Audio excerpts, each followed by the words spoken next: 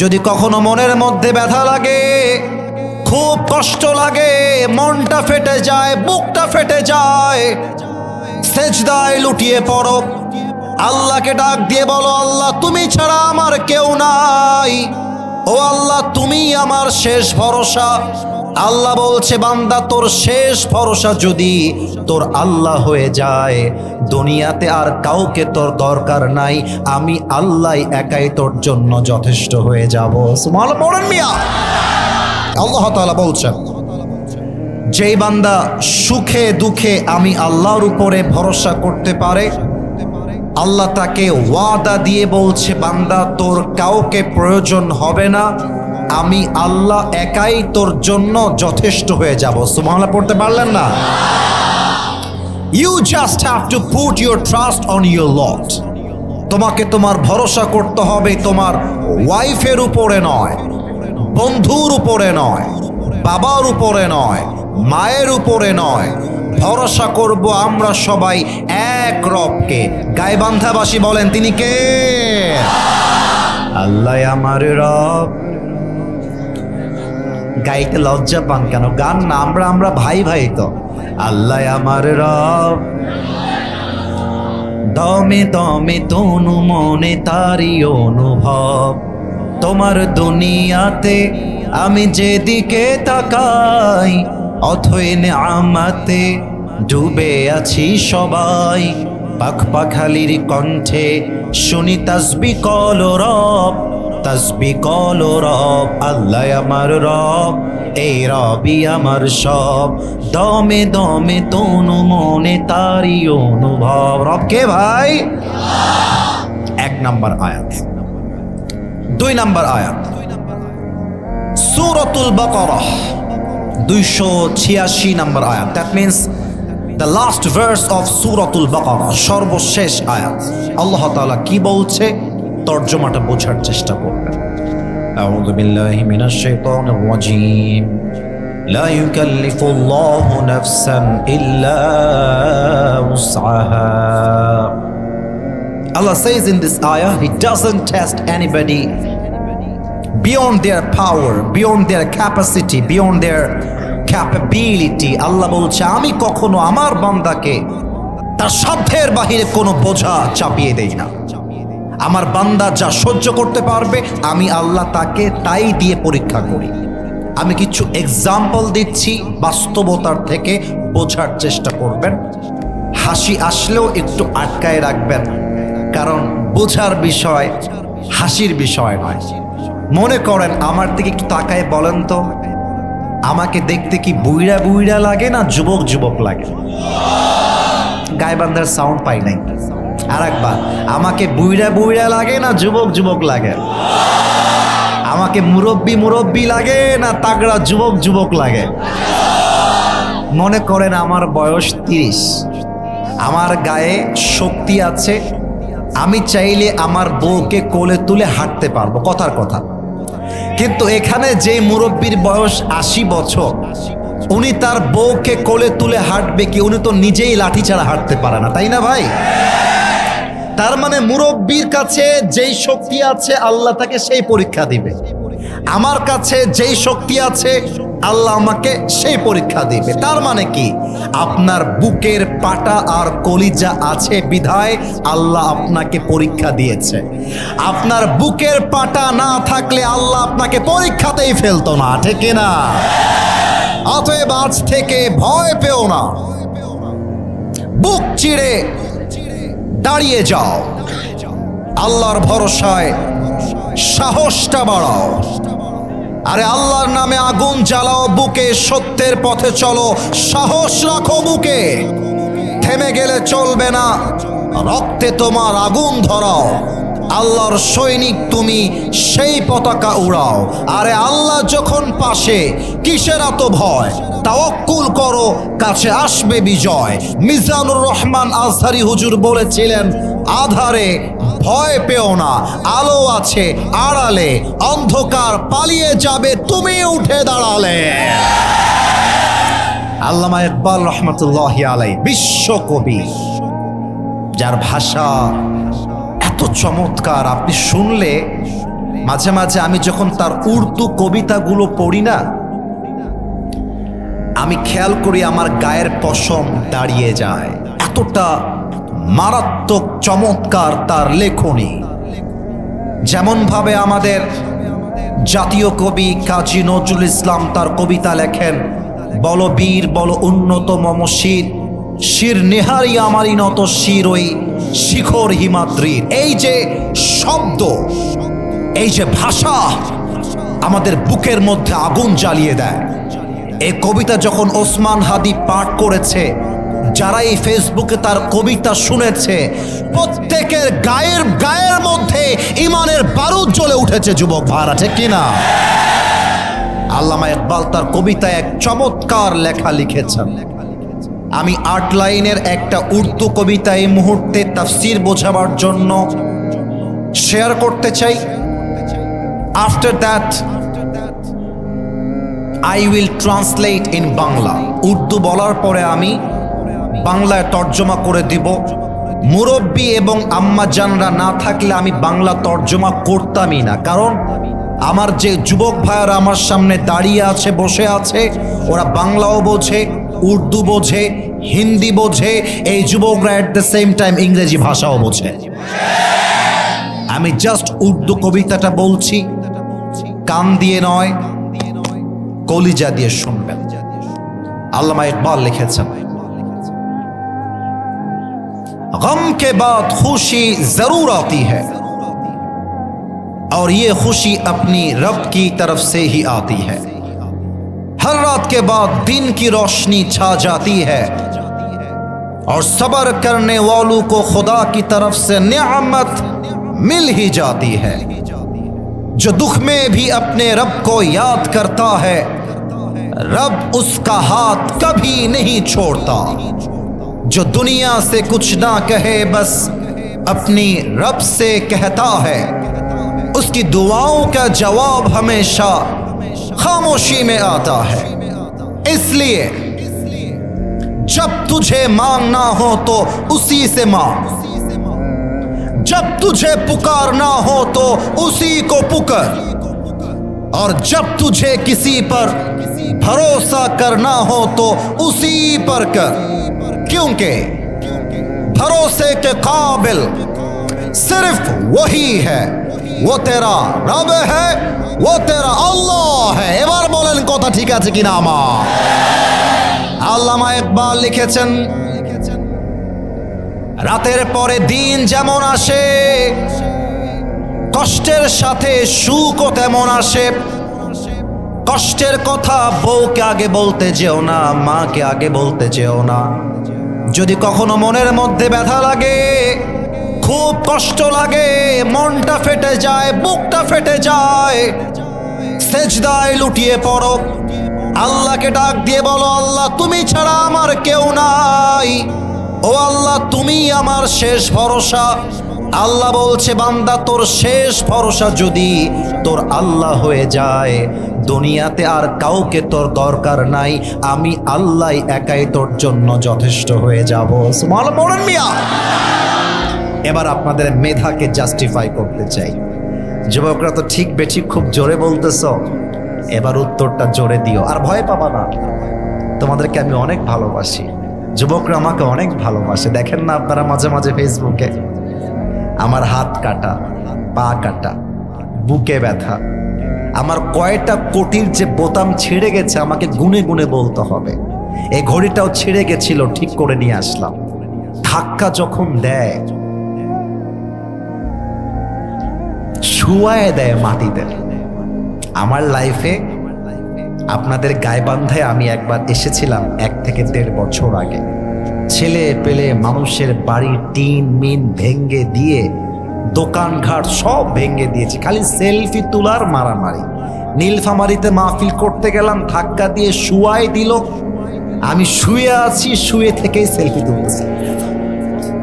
আমি বললাম, কিরে বাবা শুয়ে থেকে কেন? বলছে, হুজুর আমার বউ বলেছে তুমি সেলফি না তুললে তোমার বাড়িতে ভাত হবে না। বউয়ের আবদার রাখতে আমার জীবনের উপরে হামলা। তো যুবকরা আমারে ভালোবাসে, আমিও যুবকদেরকে ভালোবাসি, কারণটা হচ্ছে আমি প্রায় মাহফিলে বাবাদের কাছে আবদার রাখি, ছেলেকে বিয়ে দিয়ে দেন, দেরি করেন না, বিয়ে দিলে ভালো হবে। তো ওরা আমাকে এই জন্য ভালোবাসে। আমি মাঝে মাঝে বলি কি জানেন, আমাদের চরিত্র আইফোন দিয়ে ঠিক হবে না, আমাদের চরিত্র R15 দিয়ে ঠিক হবে না। যুবকের চরিত্র ঠিক করতে বউ ছাড়া সেকেন্ড কোনো অপশন নাই যুবক ভাই।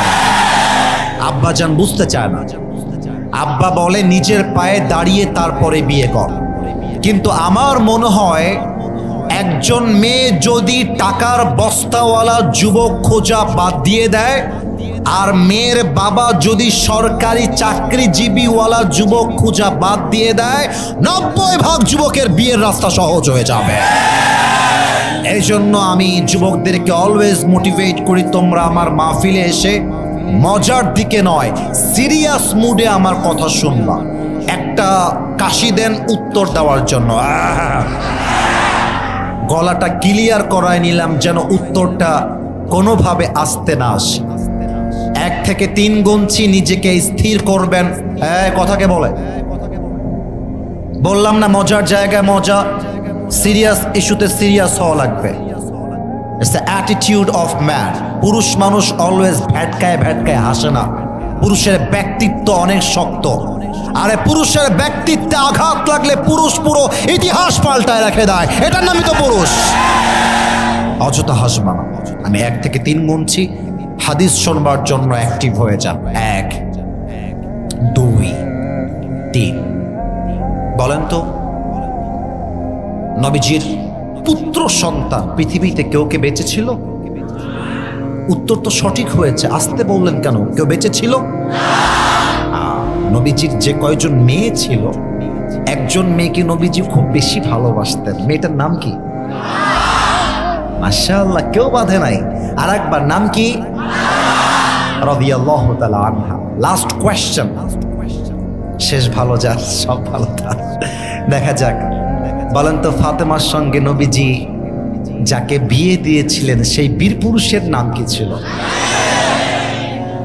মাশাআল্লাহ, একটাও বাধে নাই। তার মানে বোঝা যাচ্ছে আমার সামনে কোনো আনস্মার্ট পিপল বসে নেই, সব আমার সামনে স্মার্ট পিপল বসে আছে। আলী রাদিয়াল্লাহু তাআলা আনহুর বুকে তাওয়াক্কুল তথা এই হাদিস আপনার কলিজায় আঘাত লাগবে যে তাওয়াক্কুল মানে কি, আল্লাহ ভরসা কাকে বলে। এই একটা হাদিস আপনার পুরো এন্টায়ার লাইফকে চেঞ্জ করে দিবে। একটা হাদিস শোনেন, আমার দিকে তাকান। আলী রাদিয়াল্লাহু তাআলা আনহুর বুকের পাটা কত বেশি, তাওয়াক্কুল কত বেশি, একটা হাদিস বলছি, মনোযোগ দিয়ে শুনবেন। উহুদের যুদ্ধের পরে, বদরের যুদ্ধের পরে আল্লাহ রাব্বুল আলামিন মুসলমানদেরকে এক বিশাল বিজয় দিলেন। এমন একটা বিজয় মনে হচ্ছিল পুরো বিশ্বে ইসলামের রাজ কায়েম হয়ে যাবে। গোবিন্দগঞ্জবাসী, আমার মনের বিশ্বাস আগামীতে কালেমার পতাকা জাস্ট বাংলার সংসদে নয়, আমার বিশ্বাস কালেমার পতাকা আগামীতে আমেরিকার হোয়াইট হাউসেও পৌঁছায় যাবে। কোনো একদিন এদেশের আকাশে কালেমার পতাকা দুলবে, সেদিন সবাই খোদাই বিধান পে দুঃখ বেদনা ভুলবে। ঠিক কিনা বলে? সেদিন আর রবে না হাহাকার, অন্যায় জুলুম অবিচার, থাকবে না অনাচার দুর্নীতি কদাচার, থাকবে না অনাচার দুর্নীতি কদাচার, সকলেই শান্তিতে থাকবে। সেদিন সবাই খোদাই বিধান পে দুঃখ বেদনা ভুলবে। একটা লাইন, যদি ইসলামকে ভালোবাসেন, যদি গাইতে পারেন, একটা লাইন আমার সঙ্গে সবাই মিলে গাইবেন, গান আমার সাথে। কোনো একদিন এদেশের আকাশে কালেমার পতাকা দুলবে, সেদিন সবাই খোদাই বিধান পে দুঃখ বেদনা ভুলবে। ঠিক কিনা বলেন গাইবান্ধাবাসী? উহুদের যুদ্ধের পরে, বদরের যুদ্ধের পরে আল্লাহ রাব্বুল আলামিন মুসলমানদেরকে একটা বিজয়ী অ্যাটিটিউড দিলেন। এমন একটা ভাব তৈরি হয়ে গেল, মনে হচ্ছে পুরো বিশ্বে ইসলামের রাজ কায়েম হয়ে যাবে। বাস কাফেরদের গায়ের মধ্যে জ্বালা পোড়া শুরু হয়ে গেল। এবার আমি একটা প্রশ্ন করতে চাই, যেই প্রশ্ন অনেকের গায়ে আগুন লাগতে পারে, তবু আমি আসিফ হুজুর একটা কথা বলে যাই। আপনি চাই আওয়ামী লীগ হন, বিএনপি হন, জামাত হন, হক কথা বলার ক্ষেত্রে কারোর সঙ্গে আপোষ করব, ওই দলের লোক আমরা নই। বলেন তো, আজও ইসলামের বিজয় দেখলে অনেকের গায়ের মধ্যে জ্বালা পোড়া শুরু হয়ে যায়, এমন লোক বাংলাদেশে আছে না? না আছে। আপনারা দেখেছেন কি না আমি জানি না, আমার কোনো একটা ওয়াজে কোনো একজন নেতা আমাকে বাধা দিয়েছিল, দেখেছেন? আমি কোনো কথা আপনাদের সামনে ফালতু বলতে চাই না, যা বলবো বুকের মধ্যে কলিজার পাটা বড় করে বলবো। আমার কথাই স্পষ্ট ভাষায় বলছি, আগামীর বাংলাদেশ কোনো প্রকার কোনো বাংলাদেশি মানুষের আইনে বানানো চলবে না। বাংলাদেশ কোনো গণতান্ত্রিক নিয়মে চলবে না। বাংলাদেশ কোনো প্রকার কোনো ব্রিটিশ আইনে চলবে না। আগামীর বাংলাদেশ চলবে আল্লাহর কোরআনের সংবিধান দিয়ে। এই কথা শুনলে গা যদি জ্বলে যায়, আপনি যাই হন না কেন, আপনি আসলে মুসলমান হতে পারেন না। ইসলামের বিজয় দেখে কাফেরদের গায়ে জ্বালা পোড়া শুরু হয়ে গেল। কাফেররা প্ল্যান করলো, মদিনাকে আমরা মানচিত্র থেকে মুছে ফেলবো। গাইবান্ধাবাসী, কথা আমি জোরে বলি কিংবা আস্তে বলি, আমার কথা কি বোঝা যায় নাকি যায় না? মদিনাকে আমরা মানচিত্র থেকে মুছে ফেলবো, যাতে করে ইসলামের বিজয়টা না হতে পারে। এবার আমার দিকে তাকান, আমি যেই যেই হাত তুলবো সেই সেই হাত আপনারা চাতক পাখির মতো দেখবেন। এটা আমার ডান হাত, look at my right hand. হাত তুলতে হবে না, আমার ডান হাত দেখা যায়? কথা না বললে ওয়াজ হবে না, দেখা যায়? একটু ডান দিকে সবাই তাকান, everybody look at the right side. এখানে একটা বিশাল লম্বা পর্দা এখান থেকে নিয়ে শেষ পর্যন্ত দেওয়া আছে। এই পর্দা কি দেখা যায় নাকি যায় না? আমার দিকে দেখা যায় নাকি যায় না? এই পর্দা হচ্ছে ডান দেয়াল, আমি নাম দিলাম ডান দেয়াল। এবার আপনাদের পালা, কি দেয়াল? এবার বাম দিকে তাকান, এই পাশে একটা পর্দা আছে না নাই? এটা বাম দেয়াল, বলেন এটার নাম কি দেয়াল? পেছনেও দেখেন পর্দা দিয়ে ঢাকা, এটা হচ্ছে পেছন দেয়াল। বলেন সবাই কি দেয়াল? কেন বললাম? এবার আসেন, let's come to the main point. Medina এমন একটা শহর ছিল, এই শহরে যদি কেউ ঢুকতে চায় একটা রাস্তা ওপেন ছিল, বাকি সব রাস্তা দেওয়াল দিয়ে ঘেরা, কেউ চাইলেও এন্ট্রি নিতে পারবে না। কথা কি বোঝা যায় নাকি যায় না? না বললে ওয়াজ হবে না, বোঝা যায় নাকি যায় না? আল্লাহ রসুলের কানে খবর পৌঁছে গেল, কাফেররা মদিনায় অ্যাটাক করতে আসছে, মদিনার মুসলমানদেরকে মেরে শেষ করে ফেলবে। নবীজির কর্ণকুহুরে খবর যাওয়ার সঙ্গে সঙ্গে নবীজি সাহাবা একরামদেরকে নিয়ে গোল করে পরামর্শে বসে গেলেন, কি করা যায়? How can we defence or attack on them? এই অ্যাটাককে আমরা প্রতিহত করব কেমন করে? এক একজন সাহাবী দাঁড়ায়, এক একজন এক একটা বুদ্ধি দেয়, বসে যায়। নবীর কারো বুদ্ধি আহামরি পছন্দ হয় না। এক সাহাবী দাঁড়িয়েছে, তার নাম হচ্ছে সালমান ফারসি রাদিয়াল্লাহু তাআলা আনহু। তোমরা যদি অ্যাক্টিভ থাকো আমাকে উত্তর দাও। সালমান ফারসি রাদিয়াল্লাহু তাআলা আনহু দাঁড়িয়ে চুপচাপ নবীর দিকে তাকিয়ে আছে। নবীজি বলছে, সালমান কি বলবো বলো, কি বুদ্ধি আছে বলো। বলছে, নবী হে, আমার বুদ্ধিটা হচ্ছে এই রকম, যেহেতু মদিনা 3 দিক থেকে ঘেরা, একটা রাস্তায় খোলা আছে। এই ডান দিকে কারা এটা? এই অশোক, এই শালা জীবনও বউ পাবে না। চিন্তা করো, মজা করে বললাম, রাগ করবেন না। কত বড় সাহস রে! কেউ যদি উঠে যায় লুঙ্গিটা টান দিয়ে ধরে বসায় দেওয়া লাগবে, তবে লুঙ্গি যেন খুলে না যায়। খবরদার, আমি তোমাকে খেয়াল রাখলাম, এবার আমি দেখবো কে উঠে যায়। খবরদার।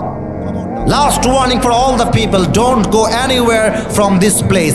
এসেছেন নিজের ইচ্ছায়, আমার ভালোবাসার দাবি, দোয়া ছাড়া এই মাঠ কেউ ছাড়তে পারবে না।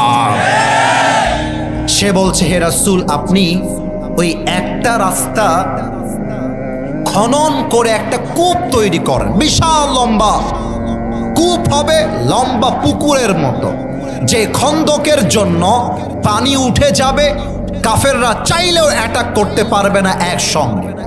যে কথা সেই কাজ। বিশাল চওড়া লম্বা একটা খাল খনন করা হলো, পানি নিচ থেকে উতলে উতলে উঠতেছে। 6 দিন পরে কাফেররা যখন অ্যাটাক করতে আসবে মদিনায়, অবাক হয়ে গিয়েছে, যে রাস্তা দিয়ে ঢুকবে ঘোড়া চালিয়ে চালিয়ে ওই পুরো রাস্তা পানি দিয়ে ভরে গেছে। বিশাল লম্বা খাল। খালকে আপনারা কি বলেন? খালি বলেন। বিশাল লম্বা খাল। তো এবার কাফেররা স্টপ হয়ে গেছে অ্যাটাক করার থেকে। এক কাফের আছে যে সবচেয়েতে বীর বাহাদুর, আমি নামটা বলবো, তারপরে আপনারা বলবেন। নাম হচ্ছে আমর বিন মারহাব। এবার আপনাদের পালা। আমর বিন, না যুবকদের আওয়াজ পাইনি, আর একবার, আমর বিন মারহাব। সে বলছে, এই সমস্ত খাল খনন করে তোমাদেরকে আটকে দেওয়া যেতে পারে, আমি আমর বিন মারহাব থেমে যাব না। আমি সাঁতরে সাঁতরে মদিনায় গিয়ে অ্যাটাক করব। যেই কথা সেই কাজ। পানিতে 1 লাফ দিয়েছে, সাঁতরে সাঁতরে মদিনায় পৌঁছায় গিয়েছে। মদিনায় গিয়ে ডাক দিয়ে বলছে, কোন বাপের বেটা আছিস, আমার সঙ্গে যুদ্ধ করবি? বের হয়ে আয়। কে আছিস? বের হ। হালুম্মু ইলাইয়া ইন কুনতুম সাদিকিন। তোরা যে বলিস মরে গেলেই শহীদ হয়ে যাব, মরে গেলেই আল্লাহর জান্নাত পেয়ে যাব, এই মুসলমানের বাচ্চারা, আল্লাহর জান্নাত কে পেতে চাস? আয় আমার সামনে যুদ্ধ কর। সব সাহাবা একরাম বের হয়ে আসছে। এসে দেখছে আমর বিন মারহাব দাঁড়িয়ে আছে। এবার আর কেউ সামনে আগায় না, সব চুপচাপ দাঁড়িয়ে গিয়েছে। নবীজি বলছে, তোমাদের মাঝে কে আছে যুদ্ধ করবা? স্ট্যান্ড আপ, দাঁড়িয়ে যাও, হাত তোলো। কে আছো? দাঁড়াও। কেউ হাত তোলে না। পেছন থেকে সর্বপ্রথম আলী রাদিয়াল্লাহু তাআলা আনহু এমন ভাবে হাত তুলেছে। আল্লাহু আকবার জোরে বলতে পারলেন না তো আপনারা? তা আমি যদি বাংলা ভাষায় আরবিটাকে ট্রান্সলেট করি, নবীজি বলছে, ইজলিস ইয়া আলী ফাইন্নাকা লা তাযালু হাদীথাস সিন্নি। আমি যদি আমাদের ভাষায় মজা করে তর্জমা করি, ব্যাপারটা হবে এইরকম, সোনামণি নতুন নতুন ভাষা। নবীজি বলছে, আলী তোমার বয়স কম, নতুন, বসো। তোমার বয়স হয় নাই, তোমার বয়স কম, তুমি বসো। অন্য অন্য সাহাবীরা তারা হাত তুলবে। নবীজি বলেছে, আলী তো আর অবাধ্য হতে পারে না, তাই না ভাই? আলী হাত নামিয়ে ফেলেছে। এবার আমর বিন মারহাব বলছে, কিরে কাপুরুষের বাচ্চারা, তোদের সাহস কি হারায় গেল? টিটকারি মারতেছে, গায়ের মধ্যে আগুন জ্বালাচ্ছে। কে আছিস? দাঁড়া না, আয় না আমার কাছে। নবীজি বলছে, কে আছো? হাত তোলো। কেউ হাত তোলে না। আবার আলী রাদিয়াল্লাহু তাআলা আনহু পেছন থেকে হাত তুলেছে। নবীজি বলছে, আলী তুমি আমার হাত তুললা কেন? হাত নামাও, বসে বসে বসে। এবার আমর বিন মারহাব 3 নম্বরে এসে খুব বাজে ভাষায় গালিগালাজ করেছে। গাইবান্ধার মতো পবিত্র মাটিতে আমি কোনো বাজে ভাষা বাজে শব্দ বলতে চাই না, জাস্ট ইঙ্গিতে বোঝাতে চাই। ঠান্ডা মাথায় বলছি, বুঝে নিবেন। আমর বিন মারহাব বলছে, তোদের মুসলমানদের মাঝে যদি কোনো বেটা এক বাপের বেটা হয়, ব্যাখ্যা করব না, বুঝে না, এক বাপের বেটা যদি হোস, যদি তুই চাস তোর মায়ের বুক খালি করবি, যদি চাস তুই তোর সন্তানকে ইয়াতীম বানাবি, তুই যদি চাস তোর বউকে তুই বিধবা বানাবি, বুকের পাটা থাকলে আমার সামনে হয়। নবীজি বলছে, কে আছো দাও। ওমরে ফারুক চুপচাপ হাত তুলছে না, আবু বকর চুপচাপ হাত তুলছে না। 3 নাম্বার টাইমে আবারও আলী রাদিয়াল্লাহু তাআলা আনহু হাত তুলে দিয়েছে। এবার নবীজি বুঝে গেছে। আমরা প্রবাদ বাক্যে বলি না গো ভাই, যে ছোট মরিচের, এই বাক্যটা আছে না ভাই, ছোট মরিচের কি বেশি।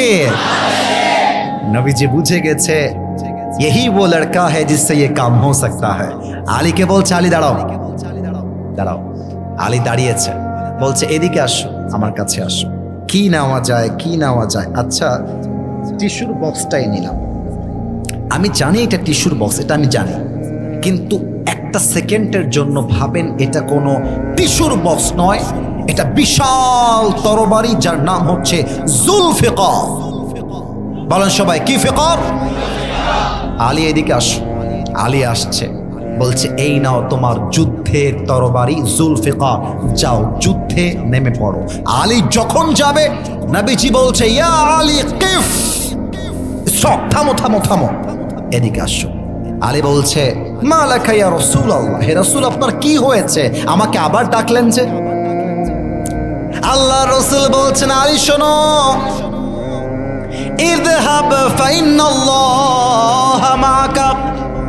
ও আলী, যুদ্ধ করতে করতে যদি কখনো মনে হয় আমার সঙ্গে কেউ নেই, আমি বড্ড একা হয়ে গেলাম, ওই সময় মাথায় রাখবা, যার জীবনে কেউ নাই, যার সহযোগিতায় কেউ নাই, তার শেষ ভরসা এক সত্তা, তিনি কে?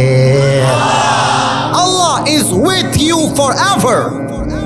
আল্লাহ আগেও ছিলেন, আজও আছেন, আগামীতেও থাকবে, নাকি থাকবে না? যাও আলী, যুদ্ধের জন্য নেমে পড়ো। আমি একটু মাইক থেকে দূরে গেলাম, সাউন্ড হালকা কম যাবে, কিন্তু বুঝবেন যদি আমাকে দেখতে থাকেন। কিপ ওয়াচিং মাই বডি, আমাকে দেখতে থাকেন।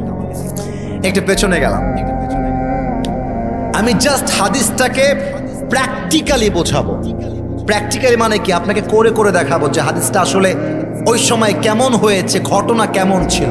মনে করেন আপনার ফোনের একটা পার্টস নষ্ট হয়ে গেছে, মেকানিক কল দিয়ে বলছে, ভাই ফোনটা খোলেন, ওইটা খোলেন, এইটা খোলেন, ওইখানে ব্যাটারি, ওইটা খোলেন, ওখানে এই পার্টস খোলেন। আপনি বলবেন, ব্যাটা আমার প্যান্ট খোলার আগে তুই আগে এখানে আয়। কারণ কি, ফোনে বোঝা যায় না। যদি কেউ প্র্যাকটিক্যালি বোঝায় এইভাবে এভাবে এভাবে এভাবে, তখন বুঝে আসে। তো হাদিস জাস্ট বললেই হবে না, প্র্যাকটিক্যালি বোঝাবার ট্রাই করছে। আলী হেঁটে হেঁটে আমর বিন মারহাবের দিকে আসছে।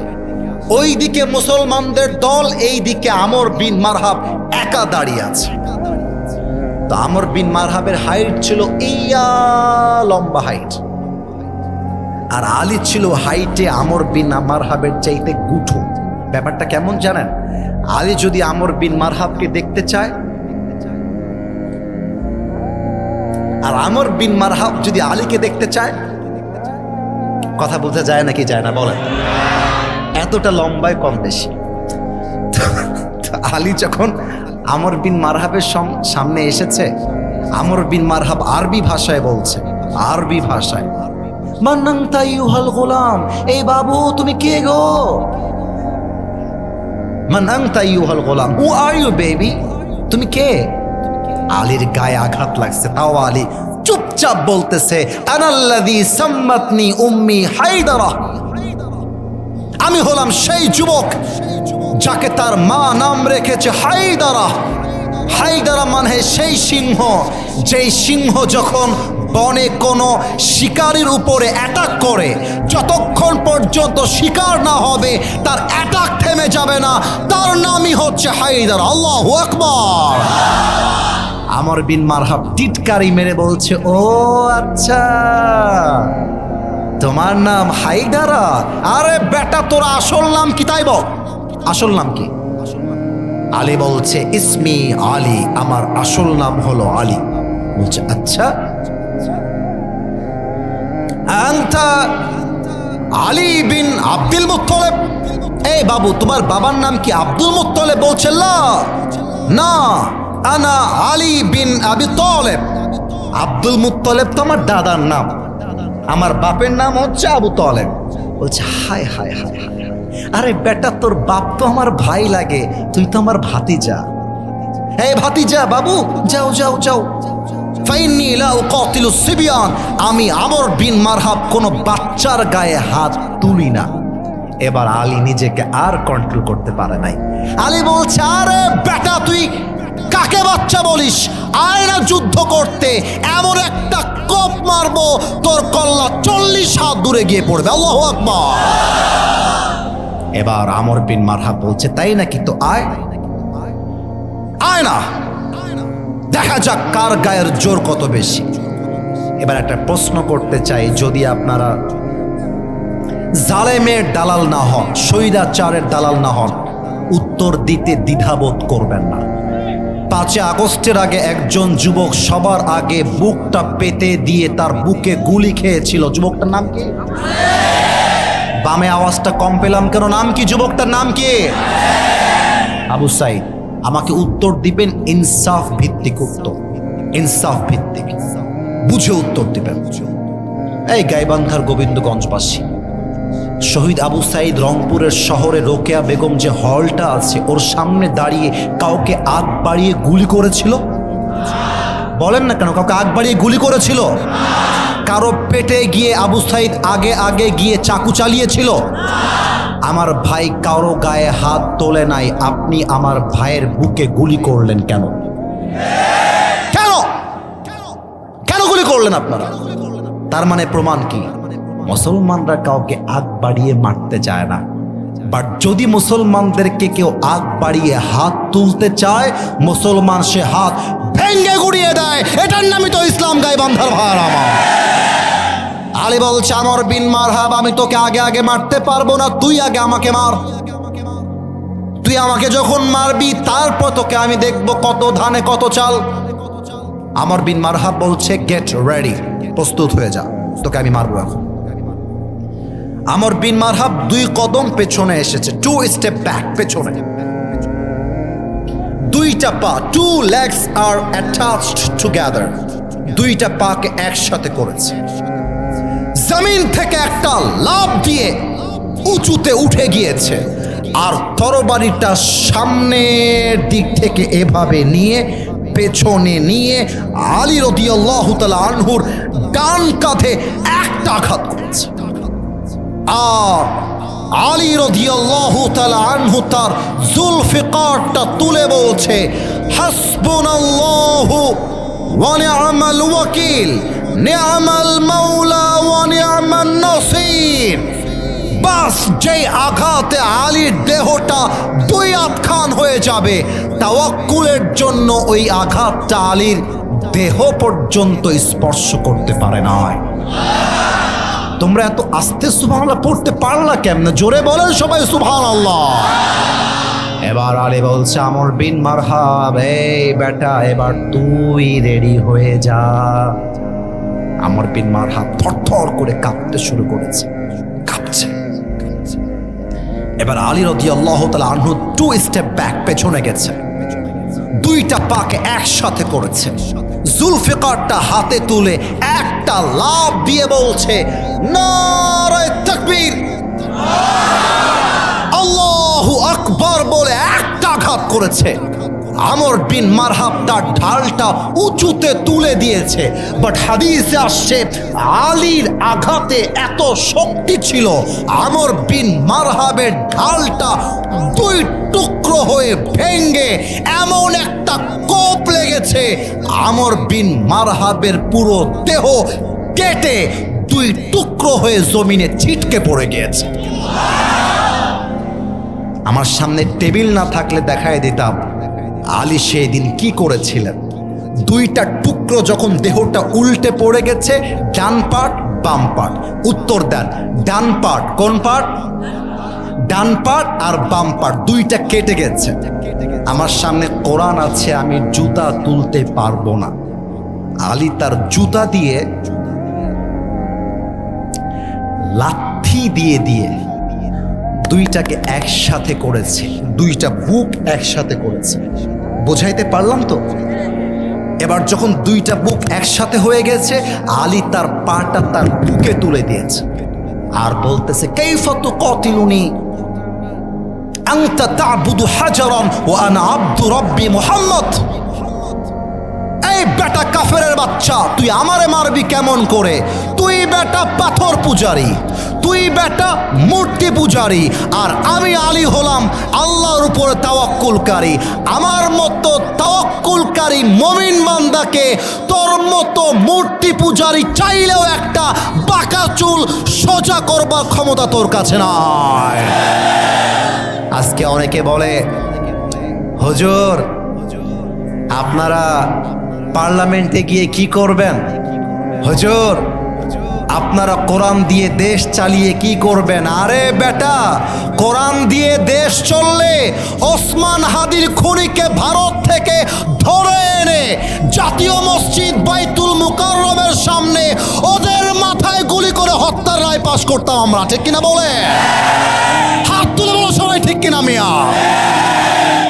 মাশাআল্লাহ। আপনারা কি কোরআন দিয়ে দেশ চালাতে চান নাকি চান না? সবাই দুই হাত তোলেন তো। Everybody raise your two hands.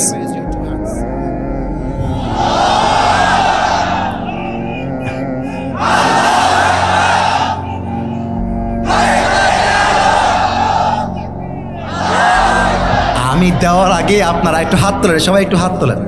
আমাকে ডাক দেন, বলেন আসিফ হুজুর। একটু জোরে ওয়াদা বলেন, আসিফ হুজুর আমরা আপনাকে ওয়াদা দিলাম, দোয়া না করে আমরা কেউ, জোরে বলো, কেউ উঠে যাব। এবার হাতটা একটু উঁচু করেন, উঁচু করেন, বলেন সবাই না।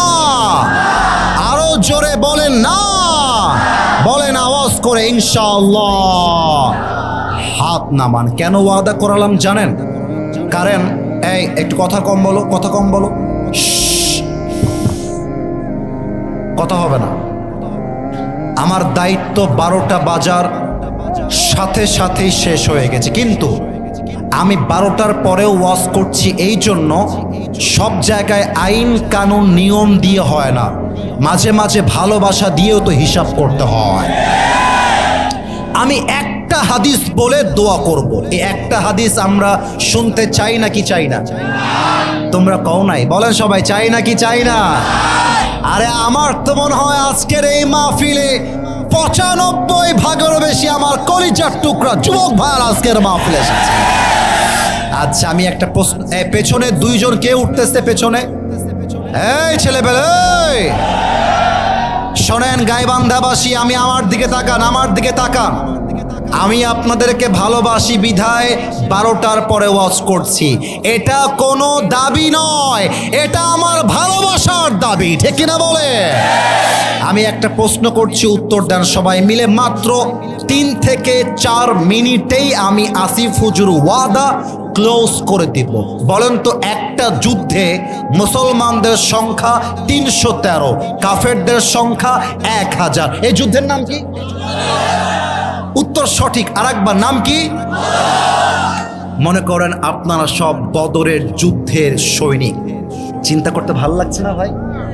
আরে আমার কি মনে হয় জানেন, ওসমান হাদি আমাদেরকে শিখাই দিয়ে গেছে বিড়ালের মতো 500 বছর বেঁচে থাকার কোনো দাম নাই। বাঁচতে হলে সিংহের মতো 1 ঘন্টা আমরা গর্জন দিয়ে বাঁচতে চাই। 313 সাহাবী নবীর সামনে দাঁড়িয়ে আছে। নবীজি বলছে, তোমরা কি যুদ্ধের জন্য প্রস্তুত? এক সাহাবী দাঁড়িয়ে গিয়েছে, দাঁড়িয়ে কি বলছে, আমার চোখ দেখবেন সবাই, আমার চশমা খুলেছি, চোখে চোখ রাখেন। ডাক দিয়ে বলছে, ইমদি বিনা ইয়া রাসূলুল্লাহ হাইতুমা তাশাই হাইতুমা আমারাকাল্লাহ। হে রাসূল, যুদ্ধের জন্য আমাদেরকে নিয়ে চলুন, যতক্ষণ পর্যন্ত এই 2 চোখের পাতা খুলবে আর বন্ধ হবে, বুকের তাজা রক্ত দিয়ে শহীদ না হওয়া পর্যন্ত যুদ্ধের ময়দান থেকে পিঠ ফিরিয়ে পালিয়ে আসবো না। আল্লাহু আকবার। এবার আমি 2 জনকে দাঁড় করাবো। বাবু নীল, তুমি দাঁড়াও তো। নীল নীল নীল ওর পাশে, এই যে নীল নীল, হ্যাঁ তুমি দাঁড়াও, দাঁড়াও বাবু, ধমক দেবো না। আর তুমি দাঁড়াও, ওই যে লাল, হ্যাঁ হ্যাঁ হ্যাঁ সে রাইট, দাঁড়াও দাঁড়াও। 2 জন ভাই একসাথে হও, একটু এদিকে যাও।